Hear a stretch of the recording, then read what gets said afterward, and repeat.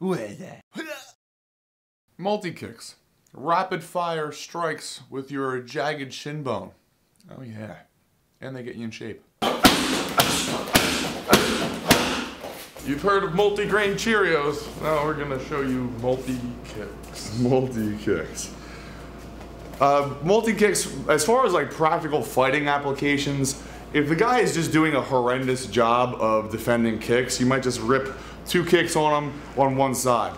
Being able to bounce your foot off the ground for multiple kicks in a row is just a good thing to be able to do, because you're always going to see opportunities everywhere to strike, and you want to be able to capitalize on them as quickly as possible. A lot of people get into the habit of striking with the left hand and the right and the left and the right and the left and the right, and it ends up being a very discernible and easily recognized pattern.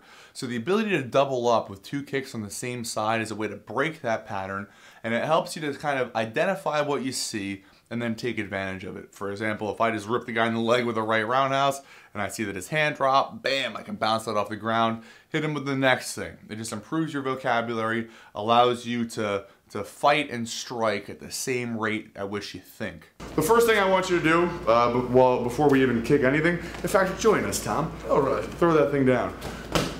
You're gonna hop on your left foot. I'll give you 10 seconds to hop on your left foot. Then you're gonna hop, every other hop, you're gonna turn your, so if we're hopping on our left foot, you're gonna turn your left toes to the left. So you hop and turn, and then back, and then hop and turn, back, hop, back, hop, back, hop, back, hop, back. Every single time, making sure your knee goes across and your hip turns over. If you wanted to make it even look more like a kick, you would turn like with your heel coming up. Bah, bah, bah. Then I want you to touch your foot on the ground in between kicks. So you're gonna go boom, touch, boom, touch, boom, touch, boom, touch. And don't just like place it there, you want to use your calf to bounce off the ground. Now that you have this basic motion where you're turning your hip and bouncing immediately off the floor, you're ready to throw some multi-kicks. You just turn the portion of the movement where your knee is across into a kick. So Tommy, go ahead and grab that pad. Go even lower, go leg kicks. Even lower than that. Maybe a little higher than that. 1 inch. Ah, that's nice. Thanks, buddy. So, pop, bounce, pop, bounce.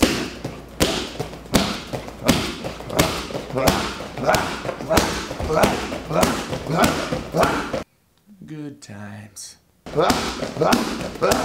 Okay, it's great for workout purposes, and in a fight situation, let's say Tom's the type of dude that, like, I don't know, he doesn't know how to shield on his leg, or he does know how to shield on his leg. Let's say Tom shields a roundhouse. Bop. So go ahead and pick up. To do a lift shield. Pop, pop, bow. Maybe I just try to go right over that shield on the next kick. And you could also go directly under that guy's shield on the next kick if you want to. You can see the sweeping under a shield lesson. And all that's made possible just by being able to throw another right roundhouse really fast, no matter where you put it. Multi-kicks from the left leg are a little different, just because I frequently recommend that people put their left leg down in the front when they're throwing multi-kicks on the left leg. So pretty much anytime I throw a left kick, I want to be thinking about bringing that kick down in the front of my stance. So I end up going like pow, and I skip back with that there. So when I'm doing multi-kicks on this leg, pow, pow, pow, I put this leg down in the front, so I'm still in the stance from which I usually operate. Multi-kick setup on this side, you can go inside leg kick into a body kick. So it'd be like boom, boom. Changing levels, you can go the opposite. Boom, boom. Now if you have the ability to kick to the head and you notice that the guy is dropping his arm to defend your first kick, which was to the leg in this hypothetical circumstance. So you're fighting the guy, you rip the first kick to the leg, he drops his hand, send the second kick up high because now that spot is uncovered. I might have already mentioned this before in the lesson, so maybe I'm not exactly dropping the knowledge on you right now. I give stuff away too fast. But either way, this is great conditioning and it adds a nice embarrassing stamp on your fighting style. If somebody beat the shit out of me with one leg, I would feel pretty crappy about myself. So cool to do, cool to look at, great for conditioning, gets your kick stronger. Enough said. Multi-kicks.